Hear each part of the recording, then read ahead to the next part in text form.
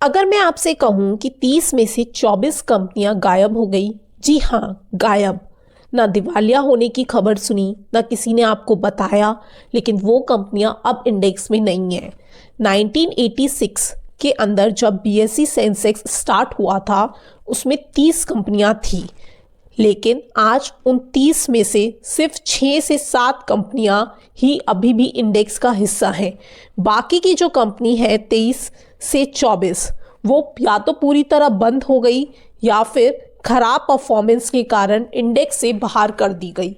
अब जरा एक बात सोचिए, अगर 1986 के अंदर आप उन 23 से 24 कंपनियां जो बंद हो गई या गलत परफॉर्मेंस, खराब परफॉर्मेंस के कारण बाहर कर दी गई, आपने इनमें पैसा लगाया होता तो यही है दोस्तों इंडेक्स की पावर। लेकिन रुकिए, अभी असली बात बाकी है। ईटीएफ के बारे में तो आप सभी को पता होगा और उसके अंदर के नाम आप सबने सुने होंगे। हर कोई बता देगा कि ये ईटीएफ अच्छा है, ये ईटीएफ गंदा है, सब कोई बता देगा। लेकिन सबसे बड़ा सवाल ये है, एलोकेशन कैसे करें, कितना पैसा कहाँ लगाएं, सेफ्टी और ग्रोथ का बैलेंस कैसे बनाएं। आज के वीडियो में हम यही सब डिस्कस करने वाले हैं step by step. Hello friends, एक और नई वीडियो में आप सभी का स्वागत है। मैं हूं सीए अंकिता खंडेलवाल। आज हम बात करेंगे टॉप ईटीएफ की, जो मार्केट क्रैश के समय में भी आपके पोर्टफोलियो को संभाल सकते हैं, क्योंकि अभी बहुत सारे लोग ईटीएफ के बारे में नया नया सुन रहे हैं, खासकर तब से जब से गोल्ड और सिल्वर ईटीएफ में जबरदस्त रैली दिखी। उसके बाद लोगों को लगा अरे ईटीएफ नाम की भी कोई चीज होती है। लेकिन अभी भी लोग कंफ्यूज हैं कि ईटीएफ में इन्वेस्ट कैसे करें, कौन कौन से ईटीएफ लें, डाइवर्सिफिकेशन कैसे करें, उनमें एलोकेशन कैसे करें और लॉन्ग टर्म में ये कितना फायदेमंद हो सकता है। तो आज के इस वीडियो में हम एक एक चीज को अच्छे से समझेंगे। वीडियो पूरा देखना, क्योंकि आखिर में जो एलोकेशन है ना, वही असली गेम है। सबसे पहले समझते हैं ईटीएफ की असली ताकत क्या है। मान लीजिए दो लोग हैं, राम और राहुल। राम ने 10 साल पहले 5 लाख रुपए कंपनियों में लगाए। कंपनी थी ए, बी, सी, डी और ई। और राहुल ने भी वही 5 लाख रुपए किसी भी इंडेक्स में लगाए। या तो उसने निफ्टी 50 के अंदर लगा दिए या फिर उसने बीएसई सेंसेक्स में लगा दिए। किसी में भी इसने ये 5 लाख रुपए लगा दिए। अब 10 साल के बाद जो राम की कंपनीज है ए, बी, सी, डी, ई, इनमें अगर 2 या 3 कंपनी खराब निकल गई तो इसका रिटर्न तो खत्म हो जाएगा। लेकिन राहुल, अगर इंडेक्स में कोई कंपनी खराब प्रदर्शन करती है निफ्टी 50 में या फिर बीएसई सेंसेक्स में, तो वो ऑटोमेटिक बाहर हो जाती है। उसकी जगह नई मजबूत कंपनी अंदर आ जाती है। यानी राहुल का जो पैसा है ना, वो हमेशा टॉप कंपनीज में घूमता रहता है। उसे कुछ करने की जरूरत नहीं है, कोई रिसर्च की जरूरत नहीं है, कोई स्विच की जरूरत नहीं है राहुल को। यही है ईटीएफ की ताकत। पिछले 10 साल में निफ्टी 50 का CAGR लगभग 13.5% के आसपास रहा है और ये रिटर्न बिना स्टॉक चुनने की टेंशन से मिला है राहुल को। अब बात करते हैं टॉप ईटीएफ की। तो आप ध्यान से सुनिएगा, क्योंकि यहीं से असली स्ट्रैटेजी, असली गेम शुरू होता है। तो टॉप ईटीएफ के अंदर फर्स्ट नाम है निफ्टी 50 ईटीएफ, जो कि लॉन्ग टर्म के लिए बहुत बेहतरीन है। भारत की टॉप 50 कंपनीज इसके अंदर आती हैं। लॉन्ग टर्म 10 से 15 साल के लिए सबसे मजबूत बेस है निफ्टी 50 ईटीएफ। दूसरा नाम है जूनियर 20। भारत की जो टॉप 50 कंपनीज है उसके बाद वाली नेक्स्ट टॉप 50 कंपनीज, यानी कि पहली निफ्टी 50 के अंदर आ गई और उसके बाद की जो टॉप 50 कंपनीज है वो जूनियर 20 के अंदर आ गई। ग्रोथ का नेक्स्ट लेवल। नेक्स्ट आता है मिड कैप 150 20।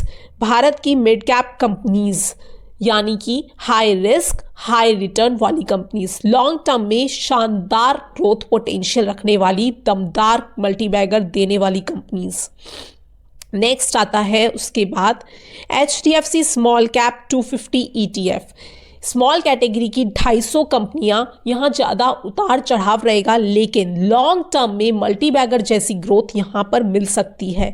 स्मॉल कैप भी तो कभी लार्ज कैप बनेंगे जो कि मल्टी बैगर रिटर्न्स प्रोवाइड करेंगे। देन हम बात करते हैं इंटरनेशनल एक्सपोजर की, क्योंकि भारत ही क्यों, हमें देश विदेश में अपना पैसा लगाना चाहिए। आजकल चाइना का मार्केट किस तरीके से कर रहा है, तो हमें उनमें भी अपना एक्सपोजर लगाना चाहिए। तो चाइना के मार्केट को ट्रैक करने के लिए ईटीएफ है हैंग सेंग ईटीएफ। ये जो ईटीएफ है ये चाइना की टॉप कंपनीज को ट्रैक करता है, हैंग सेंग इंडेक्स को ट्रैक करता है।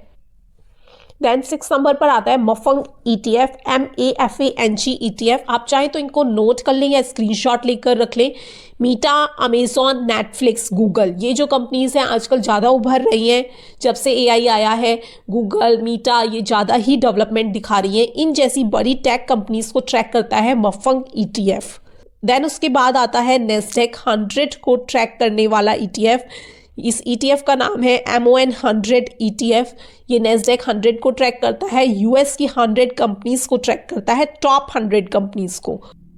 Then last but not least Bharat का डिफेंस सेक्टर, उसको ट्रैक करने वाला ETF एमओ डिफेंस।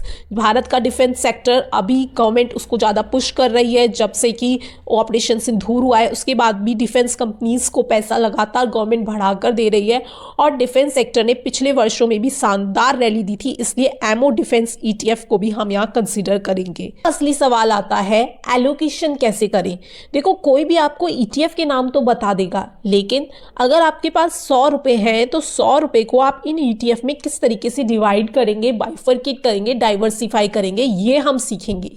तो मान लीजिए आपके पास 100% कैपिटल है, तो आप उसको इस तरीके से एलोकेट करिए। निफ्टी 50 का रखिए वेटेज 20%, क्योंकि ये स्टेबिलिटी प्रोवाइड करेगा।